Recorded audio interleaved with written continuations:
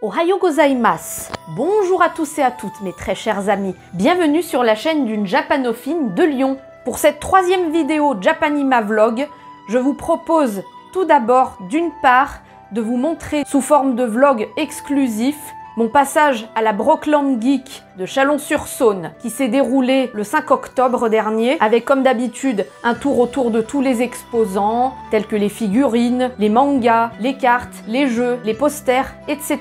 Pour une petite information, j'ai trouvé des choses mais j'ai un petit peu moins bien aimé ce vide-grenier dans la mesure où ce vide-grenier était tout petit, il ne se déroulait que dans un seul espace car en fait, il se déroulait au sein d'une foire d'exposants qui était déjà organisée depuis longtemps. Mais même si ce vide-grenier était le plus petit de tous ceux que j'ai vus, je n'en doute pas que ce vide-grenier était quand même bien riche et j'ai pu trouver quand même quelque chose qui me manquait et qui me plaise. Sinon, assez blablaté et allons ensemble voir la Brockland Geek de Chalon-sur-Saône.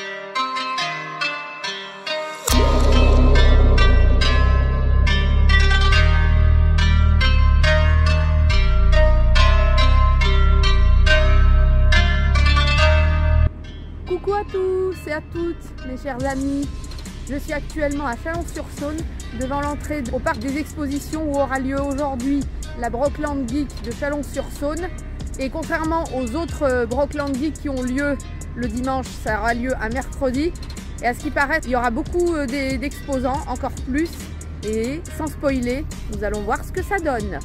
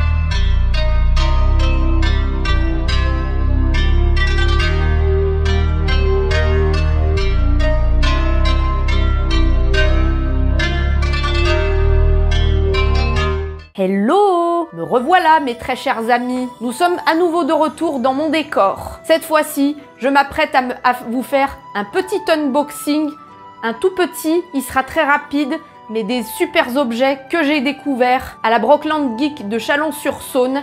Et cette fois, vous n'allez pas être déçus. Tout d'abord, nous commençons par quoi? Un petit coin dégustation. Tadam! C'est tout petit, mais côté dégustation, j'ai redécouvert, comme pour la première Brockland Geek de Bourg-en-Bresse, le même exposant avec la même vendeuse qui avait toujours les sucettes de mon enfance que j'ai tant adoré, Choupa Choups, avec le double goût. J'ai pris 2 autres sucettes que j'avais pas pris encore avant et dont je ne connaissais pas les goûts. Alors pour commencer, ici, en Choupa Choups, nous avons un goût à la fraise, qui est un de mes goûts préférés. Alors ici, ce goût à la fraise, il est couplé avec du lait, et ce qui fait un goût un peu de yaourt lait fraise. La deuxième est au cola. Alors celui-là, je ne le connais pas du tout, parce que je ne l'ai jamais mangé durant mon enfance, mais ça doit avoir sûrement un goût de cola, et c'est très très bon. Un peu en fait comme si tu buvais du coca. Voilà, je suis pas déçue de ces petites sucettes, je les mangerai un jour quand j'en aurai envie. Nous passons à la suite. J'ai ramené aussi une une peluche sur laquelle j'ai craqué et que je n'avais pas et que j'avais très envie d'avoir. On va plus ici dans le côté gaming Nintendo. Alors même si, cette petite peluche toute mignonne a encore gardé son ticket, vous valez combien Kirby?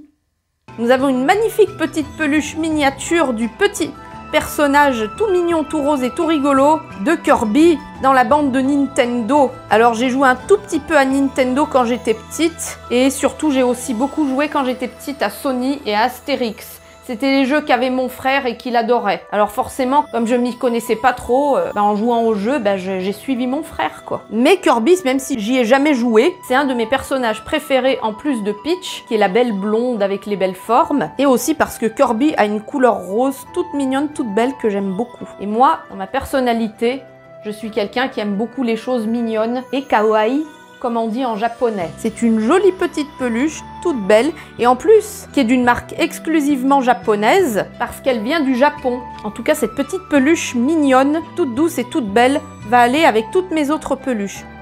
Je t'aime, toi. Nous passons à la suite, avec cette fois le côté manga, avec un super manga de type shoujo, sportif et dramatique, dont j'ai entendu parler pour la première fois il y a quelques temps. Je n'ai jamais vu l'animé car je voulais la voir, mais quand je l'avais aperçu, il n'était pas complet en entier, il manquait des épisodes. Mais je tiens à ce qu'un jour l'animé, je le trouve dans son intégralité pour la voir. Alors j'ai trouvé le manga qui est presque en entier, c'est juste qu'il me manque en fait le premier tome. Il s'agit de H2, qui est l'histoire d'un lycéen japonais qui joue au baseball avec une bande de copains et à un moment donné, le côté dramatique est qu'il lui arrive une histoire assez difficile dans la mesure où il se blesse et il peut pas jouer au baseball pendant un certain temps. Sinon, no spoil, j'attends d'avoir l'animé un jour et le jour où je l'aurai vu, promets de faire une analyse de cet animé cosplayé. Je peux déjà vous montrer un par un chaque tome du manga.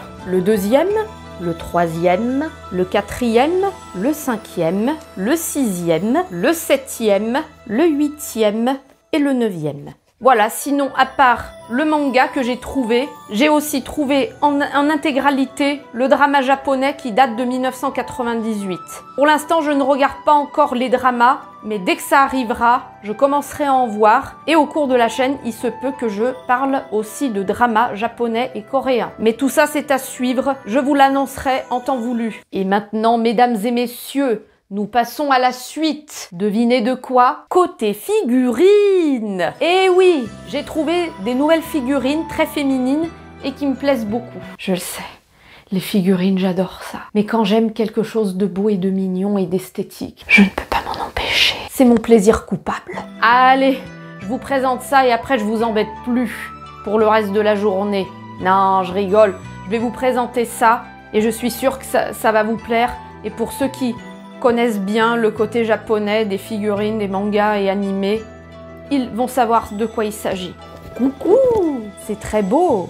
La première, il s'agit du personnage de Yamato de l'animé Kankol. Très très beau, un animé shoujo dont le personnage est très féminin, avec des très très belles formes et qui m'a donné envie de le prendre. Et pourquoi pas un jour de faire un cosplay pour des prochaines conventions à venir. Quand on m'invitera bien sûr. Et enfin, mesdames, mesdemoiselles, messieurs, la figurine qui est une fois montée, celle de Yamato de Kankol. Très belle, avec ses beaux cheveux, à la fois naturels et aussi kawaii, avec ses jolies formes, qui peut faire séduire et fantasmer tous les fans de figurines de belles waifus. Voilà. La figurine suivante, un autre personnage féminin très décontracté et très relax, pas le même genre que Yamato, mais qui a un côté plus enfantin, girly, kawaii, que j'aime également aussi dans mes goûts. Il s'agit du personnage de Milim Nava dans Moi quand je me réincarne en slime, un animé assez fantastique shoujo qui est sorti assez récemment sur Crunchyroll. Alors même si le côté girly du personnage m'a beaucoup plu, personnellement je ne regarde pas trop Crunchyroll, pas parce que je n'aime pas les animés, mais parce qu'en général les plateformes d'animés. Non seulement elles sont payantes, mais surtout, c'est que les animés qu'on regarde sur la plateforme, on ne peut pas les avoir pour soi. Alors j'attends que peut-être un peu plus tard, d'ici quelques années, cet animé et d'autres plus récents des années 2010 et du début de la décennie, qui me plaisent vraiment, sortent en DVD pour que je me les procure et que je les complète à ma collection. Coucou! J'ai réussi à monter la figurine de Milim Nava dans Quand je me réincarne en slime, qui était plutôt facile à monter. Il y avait juste à monter le petit coussin pouf pouf, tout bleu bleu, derrière son petit arrière-train tout mignon.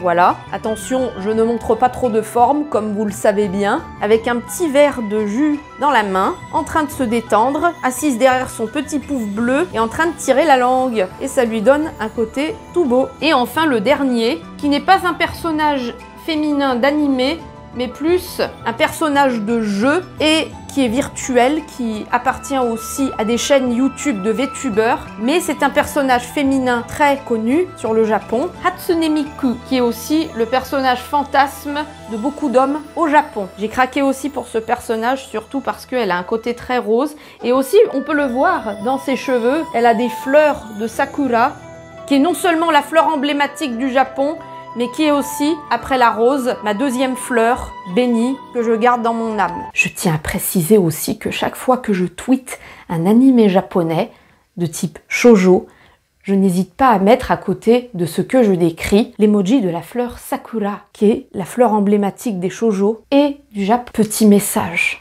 Avis à certaines personnes que je suis et qui me suivent, même si je ne dirai pas vos noms tout de suite. Invitez-moi s'il vous plaît dans des conventions dans lesquelles vous êtes. Je me ferai un plaisir de venir vous rencontrer et de me cosplayer avec des personnages que j'aime bien, notamment ceux que j'ai présentés, et je me ferai un plaisir de passer des bons moments dans ces conventions en votre compagnie. Voilà. Coucou! Et voici la fameuse figurine de Hatsune Miku, entièrement montée. Et voici comment elle est. Je vous la montre.